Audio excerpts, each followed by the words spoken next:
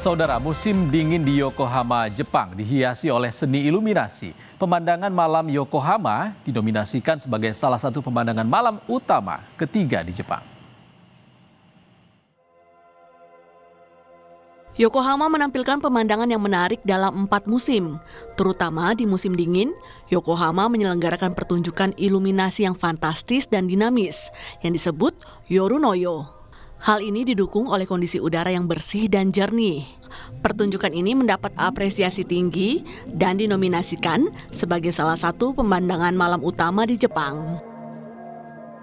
都市型の夜景っていうところで新三大夜景都市に選出されたということで、赤レンガとか歴史があるですね、三軒ですとかそういったところのライトアップっていうところが今回の選定の評価につながったと感じております。多くの方々にですね、横浜の夜景を楽しんでいただけるよう尽力していきたいと考えております。夜の夜は横浜のナイトタイムエコノミーの活性化に寄与することを目的として始まった事業となります。ハイライトオブ横浜なんですけれども、横浜の街が光と音楽で連動する5分間のスペクタクルショーとなっております。今年度は過去最大の46施設が参加となりました。大桟橋会場では会場の名前をクジランドと名付けまして、25メートルにも及ぶ雄大なクジラのプロジェクションマッピングが投影されます。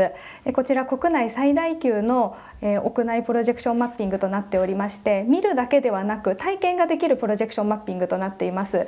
山下公園会場では花をモチーフにした光のオブジェを設置いたしまして、全長250メートルにも及ぶインタラクティブデジタルアートを展開しております。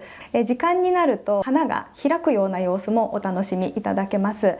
またですね、そのオブジェの周りを人が歩くとですね、その人の動きに反応した光の演出などもありますので、こちらでも光と遊ぶような不思議な体験ができますので、ぜひお楽しみいただければと思います。Acara di Osanbashi ini dinamakan Wellland. Proyeksi peta paus raksasa sepanjang 25 meter dipantulkan di sini.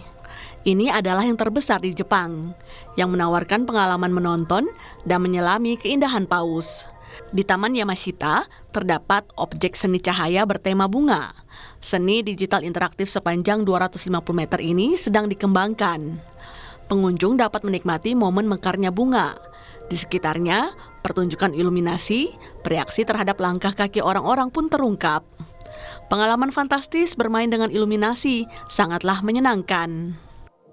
やっぱり大桟橋からの夜景がすごい素敵でしたね。夜景とあとこのプロジェクションマッピングのコラボがすごくマッチしてて、すごく綺麗だなっていうのがもう一番の印象です。日本で一番綺麗だなと思いました。Yokohama memiliki sejarah panjang yang diperkaya oleh perkembangan budaya dan bisnis. Kedepannya, Yokohama akan terus meningkatkan pesonanya untuk menarik warga dan pengunjung dari seluruh dunia.